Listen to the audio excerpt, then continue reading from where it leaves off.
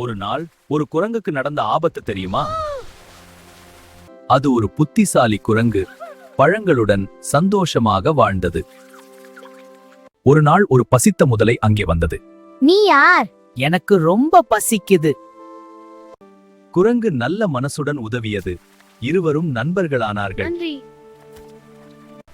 ஆனால் அதன் மனைவி ஒரு தீய யோசனை செய்தாள். இந்த பழம் இவ்வளவு இனிப்பாக இருந்தால் தினமும் இத சாப்பிடும் குரங்கின் இதயம் கண்டிப்பா ரொம்ப இனிப்பாக இருக்கும். அதனால்தான் எனக்கு அந்த குரங்கின் இதயம் வேண்டும்.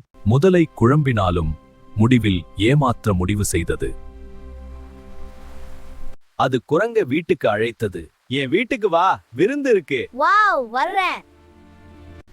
குரங்கு அதை நம்பி ஆற்றை கடக்க ஆரம்பித்தது. அப்போது உண்மை வெளியானது. நீ தினமும் இவ்வளவு இனிப்பான பழங்களை சாப்பிடுறே, அதனால உன் இதயம் ரொம்ப இனிப்பாக இருக்கும். அதனாலதான் என் மனைவிக்கு உன் இதயம் வேண்டும். முதலையின் தீய மனதை கேட்டவுடன் குரங்கு உடனே புத்திசாலித்தனமாக தப்பிக்க ஒரு திட்டம் யோசித்தது. ஐயோ, என் இதயத்தை நான் மரத்திலே விட்டுட்டேன். வாங்க, அங்க போய் அதை எடுத்துக்கிட்டு வரலாம். குரங்கு சொன்னதை நம்பிய முதலை, சரி போய் உன் இதயத்தை எடுத்துக்கொண்டு வா. என் இதயம் எப்பவும் என் உடம்புல தான் இருக்கும். நான் உன்னை நம்பினேன், ஆனா நீ என்ன ஏமாத்த நினைச்சே. புத்திசாலித்தனம் இருந்தால் உயிரை காப்பாற்றலாம்.